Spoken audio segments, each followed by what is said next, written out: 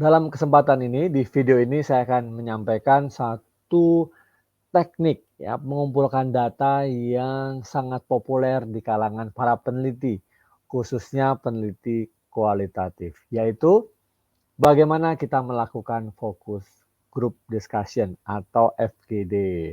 Nah, sebelum kita mulai, saya ucapkan selamat datang di channel Tirta Mursitama bersama saya, Profesor Tirta Mursitama. Di channel ini, kalian semua akan mendapatkan tips, trik, sukses belajar di perguruan tinggi. Nah, yang sudah subscribe, saya ucapkan terima kasih. Yang belum, tolong pertimbangkan subscribe ya. Yang mau nunggu sampai video ini selesai juga boleh. Oke, kita langsung mulai saja bagaimana kita melakukan focus group discussion. Tentu dalam setiap video saya ingin sampaikan secara lebih gamblang, lebih jelas. Kita mari mulai dengan definisi. Apa sebenarnya definisi dari focus group discussion atau FGD? Nah, pada dasarnya FGD adalah suatu diskusi antara peneliti dan para anggota kelompok yang menjadi narasumber yang kemudian membahas berbagai topik penelitian. Topik penelitiannya bisa fokus khusus ya, topik penelitian tertentu secara terbuka dan bebas. Nah, dalam grup lah intinya para peneliti diskusi bareng-bareng bersama anggota kelompoknya, gitu ya, dengan topik yang sudah ditentukan. Nah, hal ini merupakan satu bentuk strategi pengumpulan data yang seringkali digunakan dalam penelitian kualitatif. Sudah sering dengar ya, FGD di mana-mana gitu. Tidak hanya untuk penelitian sebenarnya, FGD juga banyak digunakan oleh kalangan bisnis juga gitu ya, para praktisi marketing, pemasaran, mungkin juga para pengambil kebijakan, ada FGD ini, FGD itu ya, para birokrat juga melakukan itu. Nah, apa sebenarnya yang dibahas di dalam FGD? Yaitu pendapat, persepsi ya, mungkin attitude kita ya, tingkah laku para peneliti terhadap satu isu tertentu, terhadap produk tertentu, terhadap program tertentu. Nah, pandangan-pandangan ini tentu bersifat subjektif, tetapi yang perlu kita lihat lebih lanjut adalah ruang lingkupnya. Nah, apa ruang lingkup dari FGD itu? Apa sih sebenarnya yang mencakup dalam FGD itu apa? Setelah kita tahu definisi tadi ya. Nah, yang kita bahas dalam ruang lingkup FGD, yaitu FGD ini terkenal sebagai cara yang mudah, cara yang murah juga gitu ya, dalam mengumpulkan pandangan-pandangan orang dalam satu tempat. Nah, ketika video ini dibuat, kita banyak sekali dalam suasana yang masih daring gitu ya. Seringkali FGD itu dilakukan secara daring juga ya, melalui platform online ya, berbagai macam platform yang tersedia gitu ya. Nah, itu juga bisa dilakukan di berbagai bidang kajian, kajian akademik ya tadi, maupun juga saya sampaikan kajian-kajian yang sifat praktis gitu. Apa saja misalnya? Ruang lingkupnya bisa dipakai di kajian sosial humaniora.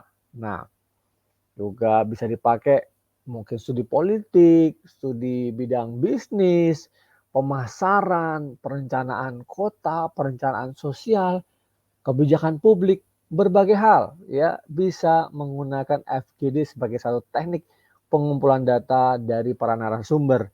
Nah, tentu yang perlu kita tahu kemudian, ini hal yang kita tunggu-tunggu sebenarnya sesuai dengan judul di depan tadi. Bagaimana melakukan FGD, ya kan? Setelah tahu definisinya, setelah tahu ruang lingkupnya, gitu ya, meliputi apa saja.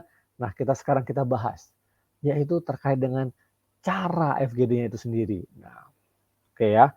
Namanya juga FGD, namanya juga grup. Nah, pertama harus dibentuk grupnya.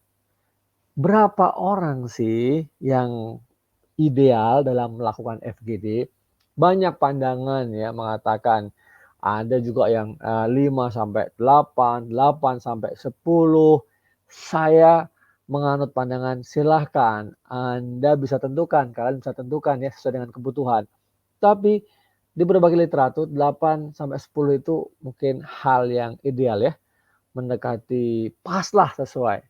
Tidak terlalu sedikit, ya kan? Tidak terlalu banyak juga. Karena kalau terlalu sedikit, informasi yang kita gali, pandangan yang kita gali, data yang kita gali, mungkin terbatas. Tetapi kalau terlalu banyak orang, ya kesempatan berdiskusinya nanti mungkin hanya sedikit-sedikit dan informasinya mungkin terlalu banyak ya sehingga tidak fokus. Nah, di sini sekali lagi kelihayan dari peneliti itu menjadi sangat penting. Penting sekali ya para peneliti mencari jumlah yang ideal ya, mencari apa berikutnya? Narasumber. Narasumber yang memahami isu topik yang dibahas. Jadi FGD ini poinnya adalah ngumpulin orang-orang yang paham, yang ahli di bidangnya, di topik yang akan kita bahas. Jadi tidak bisa kita hanya sekedar mengumpulkan orang-orang di pinggir jalan atau yang kita temui gitu ya. Langsung, yuk Pak ikut FGD gitu ya.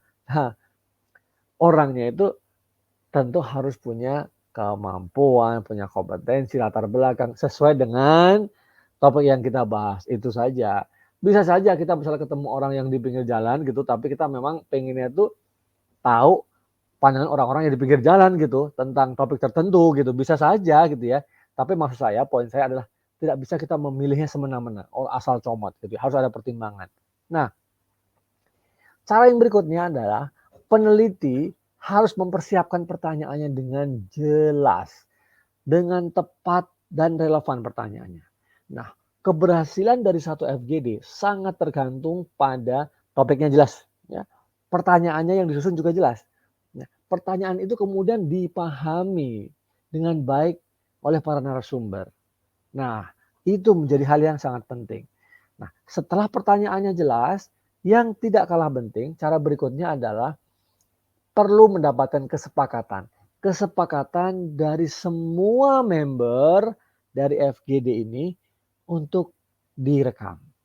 Karena waktunya kan durasinya panjang ya, mungkin bisa 2 jam, minimum 1,5 jam gitu ya. Apalagi kalau topiknya itu penting gitu ya. Nah tentu FGD pasti topiknya penting ya. Nah itu butuh detail-detail, jangan sampai lewat. Makanya gimana caranya peneliti itu mempersuasi para anggota FGD agar mau direkam FGD-nya. Nah, apalagi tadi kalau menggunakan platform daring ya, direkam tentu akan memudahkan peneliti. Untuk apa? Untuk mendapatkan informasi yang nanti benar-benar akurat. Ya, selain dicatat juga oleh para peneliti. Nah, ini ya perlu didiskusikan oleh peneliti kepada para narasumber dalam FGD. Nah, yang lain, cara yang lain adalah peneliti harus mendorong para anggota narasumber di FGD tersebut untuk bicara secara bebas. Ya, secara bebas, terbuka, sesuai dengan ekspertisnya ya. Kan di situ pandangannya pasti macam-macam ya. Mungkin ada latar belakang yang berbeda, pendidikan yang berbeda, pengalaman yang berbeda, sehingga sangat memperkaya topik yang sedang dibahas itu. Namun penting sekali peneliti juga menjaga agar tidak ada 1-2 orang yang mendominasi pandangannya. Karena kan tidak mudah ya, mungkin yang dikumpulkan itu tidak semua orang yang mungkin mau bicara secara terbuka gitu ya, ataupun bisa juga terjadi bantah-bantahan ya, debat dalam FGD itu. Nah di sini ya yang paling penting kemudian adalah peran peneliti mengarahkan jalannya diskusi itu. Ya, tentu karena peneliti yang paling tahu ingin dibawa kemana topik penelitian ini, sehingga penggalian data mana yang masih dibutuhkan atau mana yang sudah tidak perlu lagi gitu.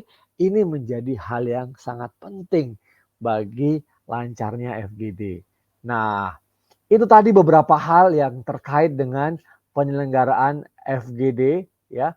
Dan tentu kalau kalian ingin mendapatkan informasi yang lebih mendalam tentang bagaimana dilakukan penelitian, berbagai macam metodenya ya, pendekatan-pendekatannya baik kualitatif maupun kuantitatif, jangan lupa ya subscribe channel ini. Dan kalau kalian tadi melihat video ini, terima kasih banyak sampai detik ini masih melihat video ini dan ada nilai dan manfaat yang kalian dapatkan, silahkan like video ini.